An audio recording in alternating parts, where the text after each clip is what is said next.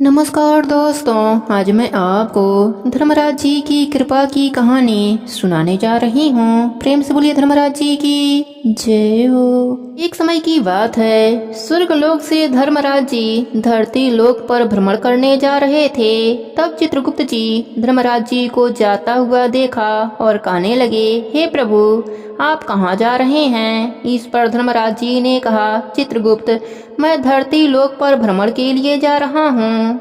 इस पर चित्रगुप्त जी ने कहा, मैं भी आपके साथ चलूंगा। दोनों जन धरती लोक पर भ्रमण करने जा पहुँचे और जैसे ही उन्हें कुछ समय बीतता है, वह दोनों थक जाते हैं। उन्हें बहुत जोर से भूख लग जाती है। फिर कुछ खाने की इच्छा से एक गांव में पहुंचते हैं और वहां एक सेठ का दरवाजा खटखटाने लगते हैं। तभी उस घर से एक सेठानी बाहर आई, तिल मिलाते हुए कहने लगी, बोलो महाराज, क्या चाहिए तुम्हें? दोपहरिया के समय मेरी नींद खराब करके रख दी। तब बड़े प्रेम से धर्मराज जी ने उत्तर दिया, हमें कुछ खाने का मन कर रहा है। इतनी बात सुनते ही वह सेठानी गुस्से में बोलने लगी, आप दोनों को कुछ खाने का इतना ही मन हो रहा है तो अपने साथ अपने घर से कुछ खाने के लिए क्यों नहीं लेकर चले? यहाँ आकर क्यों नाटक करते हैं? ऐसा कहते हुए वह जोर जोर से गुस्से में अपने घर के भीतर दरवाजा पटकते हुए चली गई। धर्मराज जी और चित्रगुप्त जी कुछ आगे चले। कुछ दूर पर एक बुढ़िया माई मिली। बुढ़िया माई कहने लगी, अरे मैं तो धन्य हो गई, मुझे आपके दर्शन हो गए। प्रभु बताइए, मैं आपकी क्या सेवा करूं? बड़े प्रेम से धर्मराज जी ने उत्तर दिया और कहा, देखो, हमें कुछ खाने का मन है, क्या तुम हमें जिमाओगी? बुढ़िया माई ने कहा, हाँ हाँ, क्यों नहीं प्रभु, अगर आपको जिमाऊंगी तो मेरे तो भाग्य ही खुल जाएंगे। भगवान को अपने हाथ से जिमवाना यह मेरे जीवन की सबसे बड़ी खुशी की बात है कि मैं स्वयं भगवान को जिमाऊंगी। ऐसा कहते हुए वह अपने घर से एक लोटा लेकर बाहर की ओर जाने लगीं। तब उसे जाता देखकर भगवान ने उससे पूछा, अरे बुढ़िया माई, तुम कहाँ जा रही हो यह लोटा लेकर? बुढ़िया माई ने कहा, प्रभु, मेरे घर में चावल, दूध और खाड़ नहीं है, उसी को लेने जा रही हूँ। भगवान ने कहा, अरे तुम अपने घर में जाकर भीतर तो देखो, तुम्हारे घर में भंडार भरे हुए हैं, चावल के, दूध के, खाड़ के। तब बुढ़िया माई खुशी से घर के भीतर गई। अपने घर के भीतर पहुंची तो जैसे ही इधर उधर ध्यान पूर्वक देखा तो उसे ढेर सारे चावल, दूध, चीनी दिखे। उसने बहुत सारी खीर बनाई और भगवान को बड़े ही प्रेम से जिमाया। जिमवाने के बाद वह भगवान से पूछने लगी, हे प्रभु, क्या आप मेरे प्रसाद और मेरे सेवा से प्रसन्न हैं? भगवान ने कहा, हम अपने भक्तों की सेवा से हमेशा प्रसन्न रहते हैं, तुम ऐसा क्यों पूछ रही हो? बुढ़िया माई बोली, प्रभु, प्रसन्न तो ठीक है, परंतु एक सवाल और मुझे आपसे पूछना था। इतनी सारी खीर का जो मैंने बनाई है, इसका मैं क्या करूंगी? मेरे यहाँ तो कोई खाने वाला भी नहीं है। बेटा था जो काफी समय से मुझे छोड़कर चला गया है, मैं अकेली रहती हूँ। इतनी बूढ़ी हो गई हूँ कि खुद भी ढंग से नहीं खा सकती हूँ। धर्मराज जी ने कहा, तुम अपनी आंखें बंद करो, जब मैं कहूँ तब अपनी आंखें खोलना और अपने घर के तरफ देखना।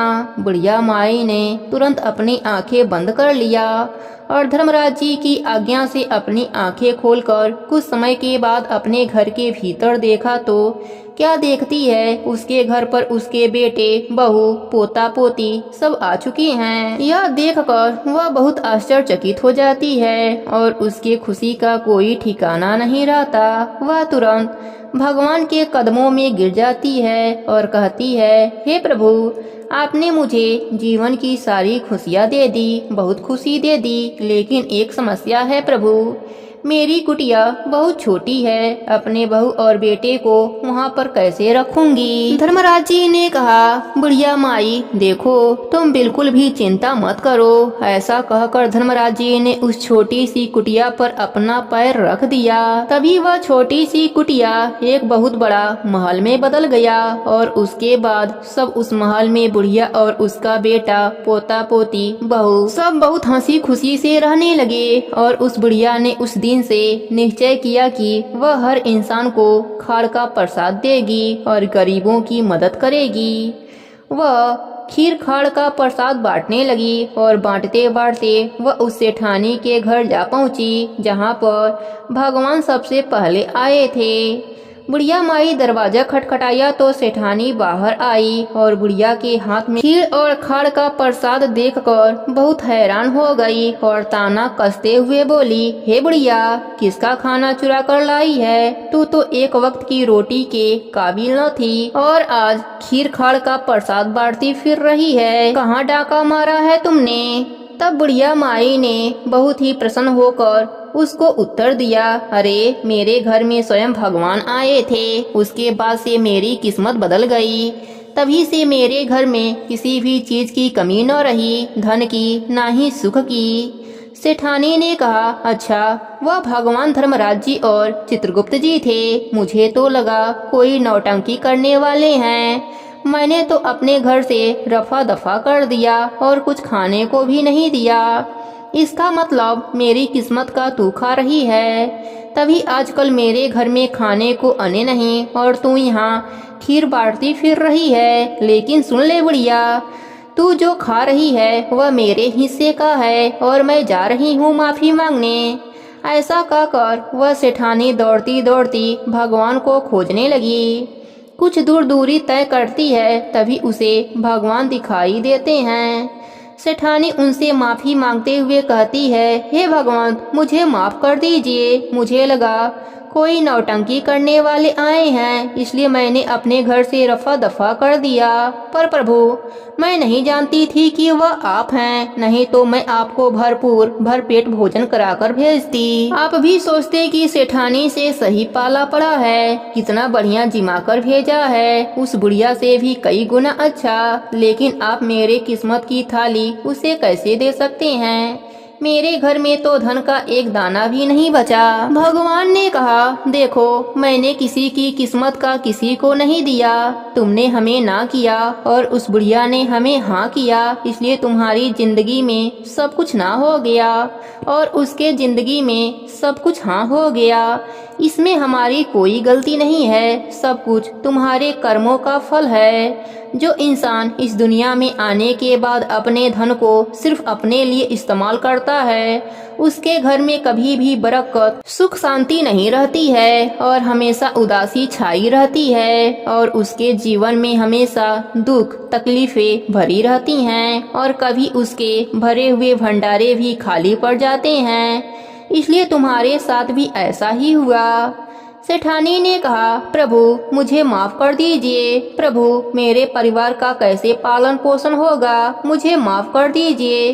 प्रभु, मैं अपने जीवन में कभी ऐसा नहीं करूंगी, दाने पुण्य करूंगी, गरीबों को खाना खिलाऊंगी, अपना धन सिर्फ अपने लिए इस्तेमाल नहीं करूंगी। मैं वादा करती हूँ प्रभु, मुझे माफ कर दीजिए। उसकी बातें सुनकर भगवान ने कहा, काम तेरा रुकेगा नहीं, धन तेरा टिकेगा नहीं। ऐसा कहकर धरती लोक से स्वर्ग लोक की ओर चल दिए।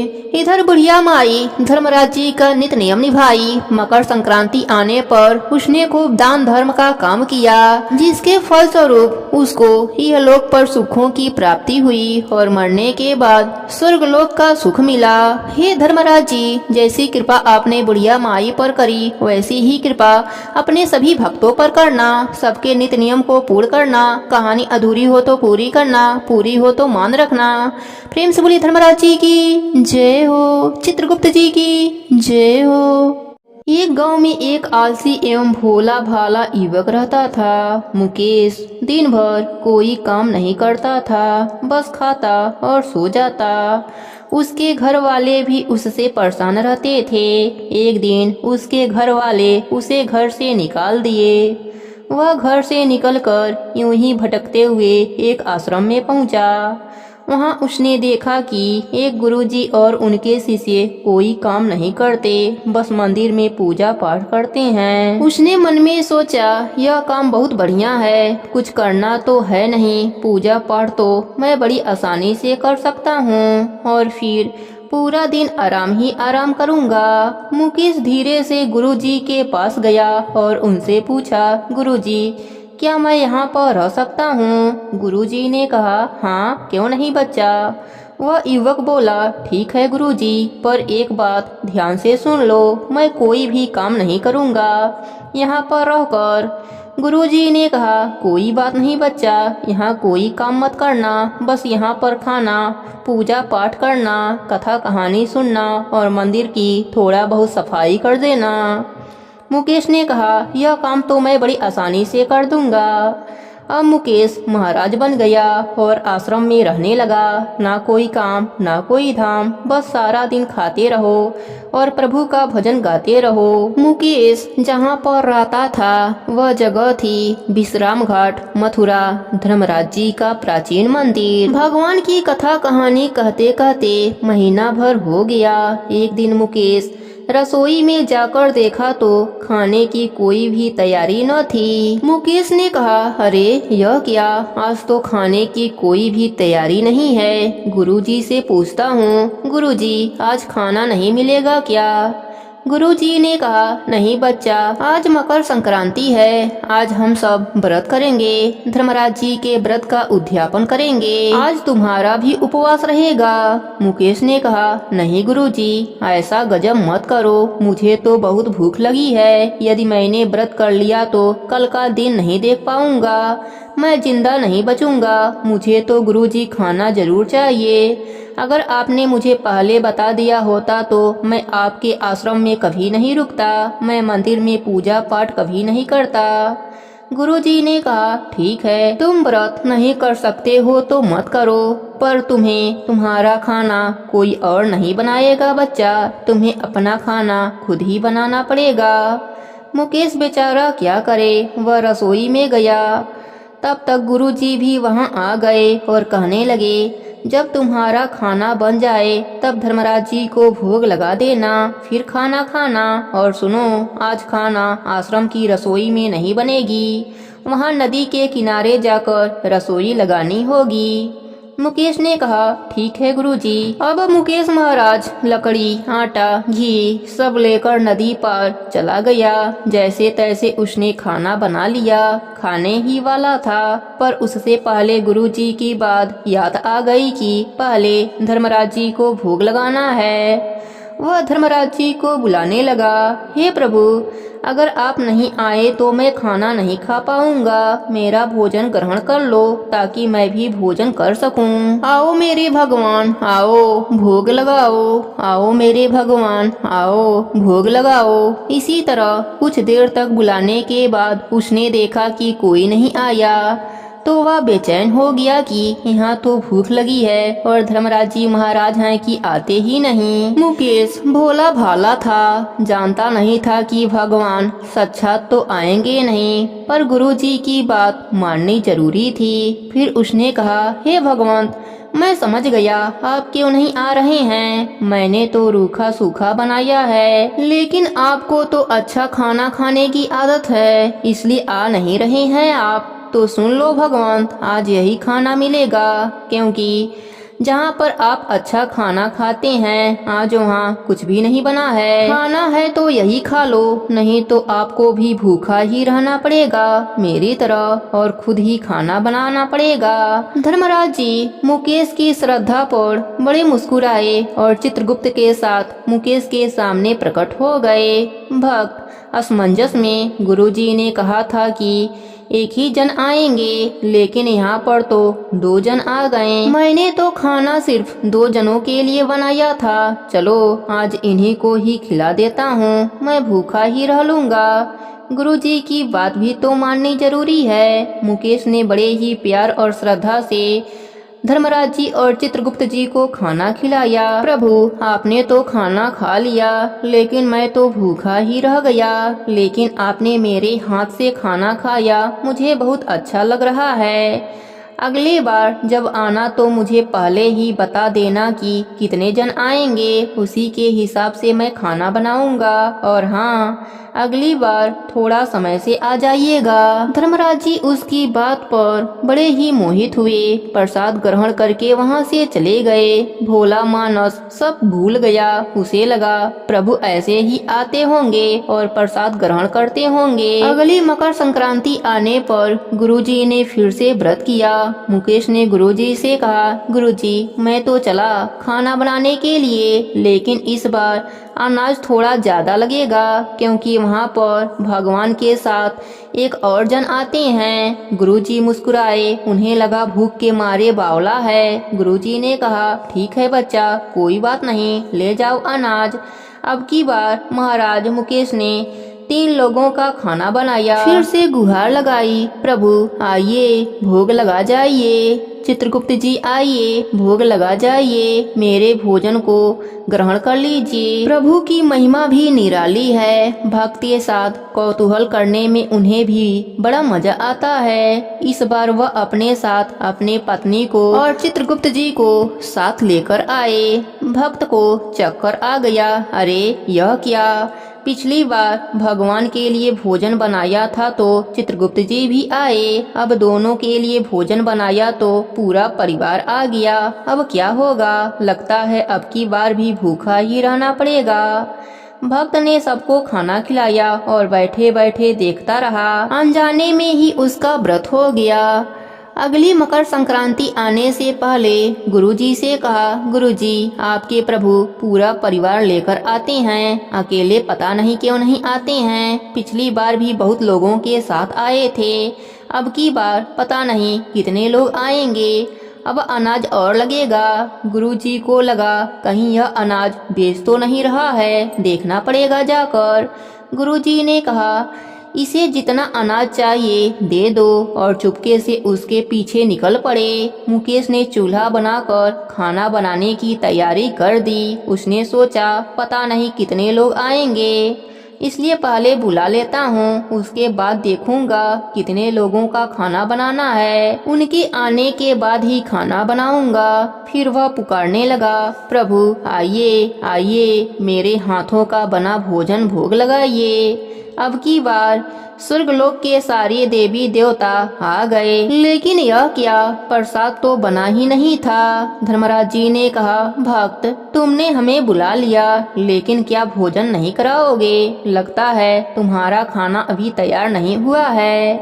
भक्त ठारा भोला भाला बोला, प्रभु अब की बार मैं खाना नहीं बनाऊंगा। प्रभु ने पूछा, ऐसा क्यों? भक्त बोला, प्रभु मुझे मिलता तो है नहीं, इसलिए आप ही बना लो और खुद ही खा लो। प्रभु मुस्कुराए और सब देवी देवता गदगद हो गए। उसके मासूमियत जवाब सुनकर धर्मराज जी ने कहा, जब भक्त की इच्छा है तो पूरी तो करनी ही पड़ेगी। चलो लग जाओ काम पर और खाना बनाओ। किसी ने लकड़ी उठाई, किसी ने आटा गूथा। भक्त एक तरफ बैठकर देखता रहा। कई ऋषि मुनि प्रसाद लेने आ गए। इधर गुरुजी ने देखा खाना तो बना ही नहीं। भक्त एक कोने में बैठा है। गुरुजी भक्त के पास आए और बोले, मुकेश क्या बात है, खाना क्यों नहीं बना रहे हो? मुकेश बोला, गुरुजी आप भी आ गए, देखिए कितने लोग आते हैं प्रभु के साथ में। गुरुजी ने कहा, मुझे तो कुछ भी नहीं दिख रहा है यहाँ तुम्हारे और अनाज के सिवा। मुकेश बोला, कैसी बातें करते हैं आप गुरुजी, इतने लोग आपको काम करते हुए नहीं दिख रहे हैं क्या? गुरुजी ने कहा, नहीं, मुझे तो यहाँ कोई नहीं दिखाई दे रहा है तुम्हारे और अनाज के सिवा। हे प्रभु, आप गुरुजी को क्यों नहीं दिखाई देते हैं? धर्मराज जी ने कहा, बेटा मैं उन्हें नहीं दिख सकता। मुकेश ने कहा, हे प्रभु ऐसी बात क्यों करते हैं? मेरे गुरुजी तो बहुत बड़े ज्ञानी हैं, पंडित हैं, और उनको तो आपके बारे में सब कुछ पता है। बहुत भक्ति करते हैं आपकी, फिर भी उन्हें आप क्यों नहीं दिखाई दे रहे हैं? धर्मराज जी बोले, मुकेश उन्हें सब कुछ आता है, पर वह तुम्हारे जैसा सरल नहीं है, इसलिए उनको मैं नहीं दिख सकता। गुरुजी, प्रभु बोल रहे हैं कि मैं आपको नहीं दिखाई दे सकता क्योंकि आप सरल नहीं हो।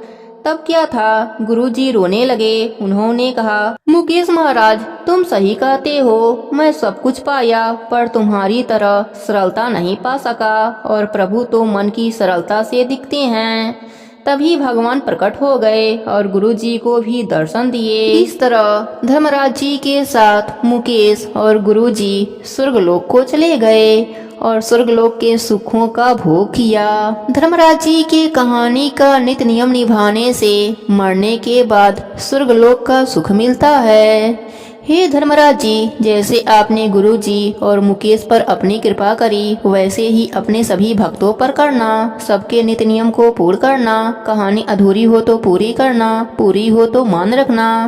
प्रेम से बोलिए धर्मराज जी की जय हो, चित्रगुप्त जी की जय हो।